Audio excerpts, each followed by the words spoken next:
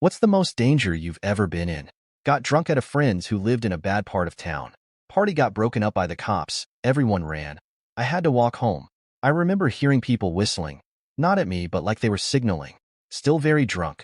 I remember the street being deserted except for a couple guys in hoods moving towards me. Bus pulls up. Doors open just as the air brakes hiss. Where you going?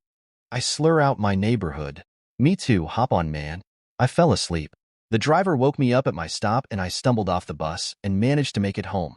It wasn't until many years later that I thought about it. That bus driver saw me swaying down the street in a part of town I should not have been in. He must have been heading back to the garage or something because no buses run that late. Guy stopped and picked me up, drove me as close as he could to home and out of what was clearly going to be a very dangerous situation. Someone tried to break into my house while I was in it, and I accidentally opened the door and found a stranger at my door only to realize later on camera that he was trying to break in. He pretended to have seen me on some app. Turns out he was the uncle of a neighbor and had been watching me and knew I lived alone. Cops came, and he disappeared. I did that once. I was expecting a friend and heard a noise at the door. Opened it, and there's some dude in a balaclava standing there with a screwdriver. I froze. He froze. His buddy honked the horn, and he took off running to the car. He scratched my door paint. I bought a camera the next day. Early 90s, was probably 5 or so since I wasn't in school yet. I lived at my grandmother's house with my dad and sister in the bottom story while she stayed upstairs. At this particular time, my grandmother was home with me while my dad was at work and sister at school. I found a pack of balloons somewhere and was blowing them up and pinching them so it sounded like a fart when the air came out. For whatever reason, I decided to inhale the air in the balloon this particular time. The whole balloon went right into my throat. Instantly, I could not breathe. I ran upstairs in a panic to the bathroom for some reason. My first step on the linoleum sent my feet sliding out from under me, and I landed straight on my back, which unlodged the balloon from my throat. Apparently, my grandmother had just gotten done mopping the kitchen and bathroom. My dad got angry with my mom one night, and instead of beating her like normal, he grabbed a Ziploc bag from their closet with bullets in it. He came into the living room where my mom, brother, and I were sitting and waved the bullets in front of my mom's face and said, "I'm going to put one of these in your skull." He then turned to my brother and me and told us we'd be next. He went back to their bedroom to get his guns to load. My mom grabbed us and took us down the end of our street and hid us behind a church. She snuck to a neighbor's back door and had them call the cops. We came back as the cops were handcuffing him with his guns loaded and ready for us. Wow, this is so crazy. Did he end up going to jail? What happened after? He was arrested that night, but his charges were reduced to menacing. My mom refused to pursue the charges because my dad promised it'd never happen again and he'd get rid of the guns. As soon as he was allowed back in our house and things calmed down, he got his guns back. Did his beatings continue later on? Yeah, it did. Cops were such a regular at my house growing up that I would be laying on the floor doing homework while the cops put him in handcuffs and took him to jail like it was just a regular Tuesday night. Robbed at gunpoint after I pulled over for a brief rest just north of Vegas.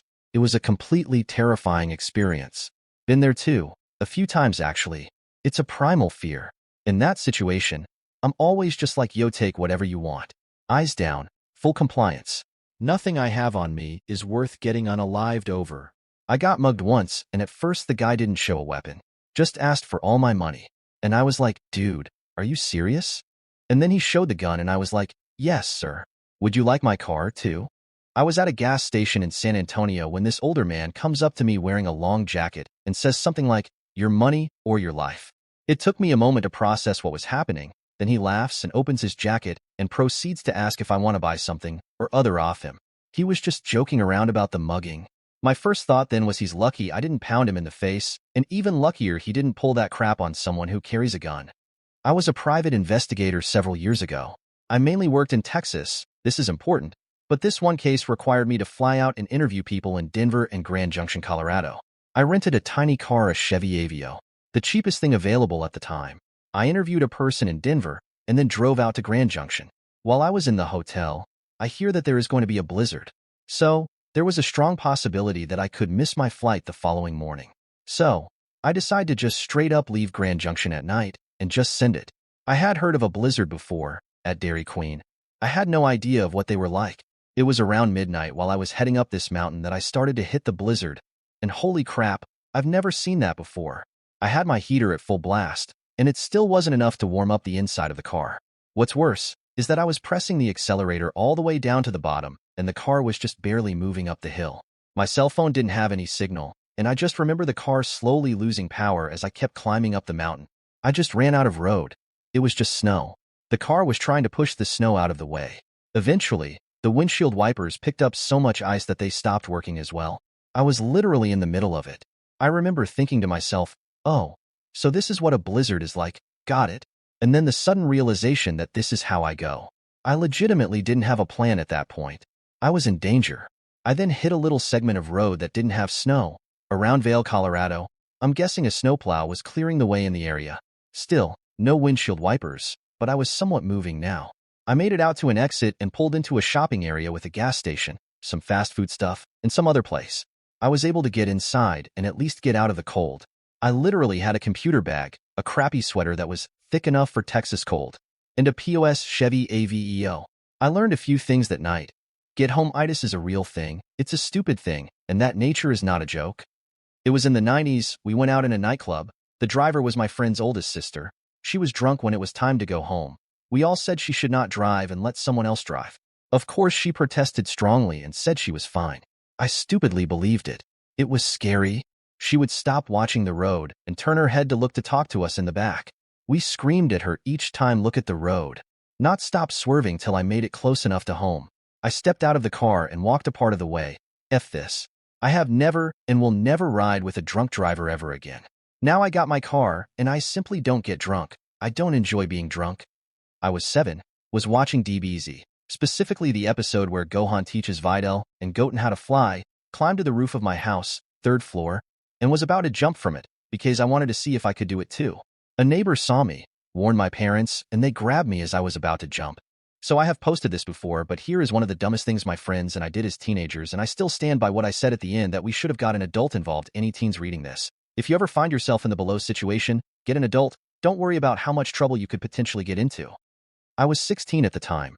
I spent the night at a friend's house. There was supposed to be 4 of us there that night, but there was only 3. See, we were covering for our 4th friend who decided to spend the weekend with her boyfriend, some skeevy 25-year-old P3 punk. So we're hanging out, listening to music. It is almost midnight. The phone rings. It is our 4th friend. She and her boyfriend got into a fight and he put her out of his house. She is calling from a payphone because he kept her cell. We're like, crap, that sucks. Tell us where you are and we'll come grab you. This girl was in Baltimore, Maryland. So my first reaction is we should get my dad. This is some serious crap and we need an adult. The other 2 freak the hell out and point out just how much trouble we would all be in if a parent got involved. I point out how much trouble she is currently in, alone, no phone, on the streets of a big city, at midnight, over 200 miles from home, and argue that we really should get help with this. They use my argument against me. Yeah, she could be in some serious trouble and we are wasting time arguing. So we print off directions, load into my piece of crap car, and off we go. Now before this, the biggest city I had ever drove in was Charlottesville. So we make this 2 or so hour trip, arrive in this big city, in another state, at 2:30 in the morning with absolutely no one knowing where the hell we are. We pull up to the store our friend called from, and surprise, the girl isn't there. So we ask the guy in the store. Yeah, she was there, but she argued with some guy for a bit, and when the clerk threatened to call the cops, she left with the dude she was arguing with. We end up driving around a bit hoping that she is somewhere nearby. The store clearly was in walking distance, so she has to be somewhere near there.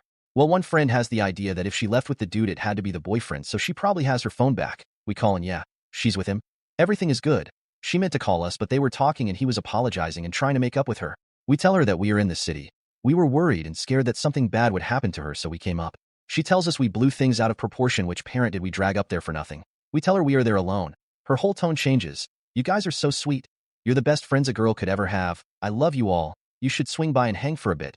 Meet the boyfriend, so we get directions from her. We roll up and dude is acting all nice. Sorry to worry you guys. You know how emotional friend is. She just stormed out. I was so worried. Glad she has such great friends. That would come all this way. All the while we're over here like, yeah, dude is creepy, but we're remaining polite. Friendly. Trying not to let it show that dude is creeping us out. Dude invites us in. We decline. He insists. We tell him we will in a bit, but for now we are thinking about running back to the store for a drink. We invite friend along. Dude tries to come too. I'm like, dude, I don't have room. He's like, well, girlfriend can sit on my lap. One of our other friends is like, bad idea. There was a cop at the shop, and we don't want to get pulled over since our parents don't know we're here. Dude is all, yeah, the cops here are major a-holes. Our friend insists on staying with her boyfriend. We end up convincing her to ride with us so we don't get lost. Dude is all like, hurry back. He then invites us to spend the night. It's little after 3 a.m. You guys don't want to drive all that way back home at this hour. Come in, meet my friends, spend the night, and head home in the morning. We're like our parents don't know where we are. It's a bad idea. We're just gonna go grab drinks for the road, bring your girlfriend back, and try to get home before parents wake up. Dude tries again to convince us to at least meet his friends. We're like, yeah, sure. We'll say hello after we get back from the store. He kisses our friend and tells her to change our minds about making that long drive home. So we drive off. Once we're near the store, her whole attitude changes again. Apparently there was a huge argument, something to do with his creepy friends being there, and how she didn't feel comfortable being alone with any of his friends. He put her out of the house, and after she called us, she was pretty scared being alone on the street at 1 a.m. SP. When he came looking for her, she left with him because she felt safer with him than on the street. She was so relieved when we called and said we were there and was looking for a way to talk to us alone. She wanted to go home. She was really worried when he offered us the chance to stay over. She was scared we were going to accept the offer. So we end up passing the store and heading home. Dude starts calling about 10 minutes later. What's taking so long? ECT. She lies and says that I am in the bathroom and it is my car, so they have to wait. Okay, cool, see you soon, babe. Another 10 minutes pass and her calls again. She answers and yeah, friend might be sick. We will be back soon. So glad you were so thoughtful to offer them a place to stay the night. Dude calls again. This time he walked to the store and found out we were not there. At this point, we are telling her to turn off her phone. In the end, we make it home. We stopped at our local 7-Eleven for slushies in case our friend's mom is up when we get in. During the ride home, we took that time to attempt to convince our 15-year-old friend to dump her 25-year-old boyfriend. She argued that she loved him and we were not mature enough to understand. We pointed out that he put her out on the streets of Baltimore at midnight. We just didn't understand him. We point out that she called us scared and admitted to us that the only reason she went back was he was better than the street. She ended up dating the dude for a few months more despite our protest that he was a bad dude. He ended up dumping her when he came down to visit and tried to pressure her into being intimate, and when she said no, he tried to force himself on her. She hit him. He told her that she wasn't worth the effort and he had plenty of girls back home who would put out when he wanted. She meant nothing to him and she should either be useful and let him be intimate with her or just go unalive herself, because no one could ever love someone like her. So that really messed her up for quite some time, and honestly none of our parents ever found out that they had 14 girls go out of state in the middle of the night. To this day, I still think we should have gotten a parent to go. We should have involved some adult. We should have told her mom about the boyfriend as soon as we got home. But teenagers are stupid and we are lucky things didn't go as bad as they could have. So I got really shroomy before getting on a plane to Morocco and landed in Morocco feeling like a yes man.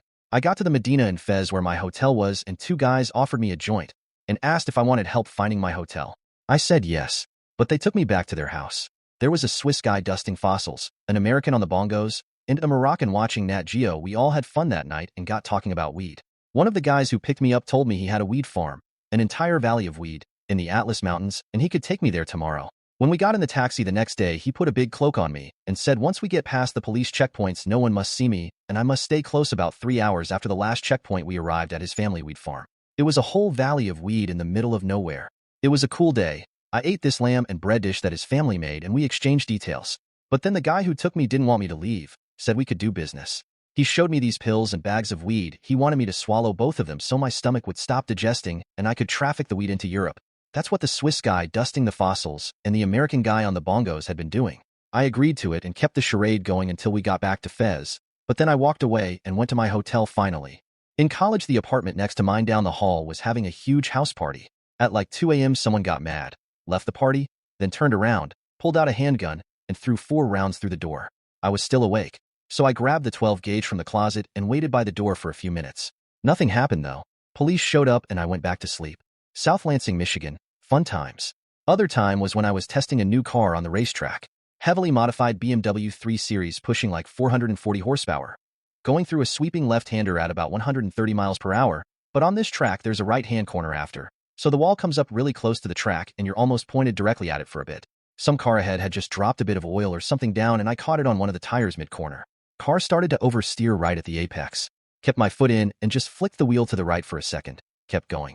Was almost imperceptible to the guy riding with me in the car. But had I not corrected, car would have pitched almost straight into the wall. Thanks for watching the video. If you like the video, then come check out the other videos we have on the channel.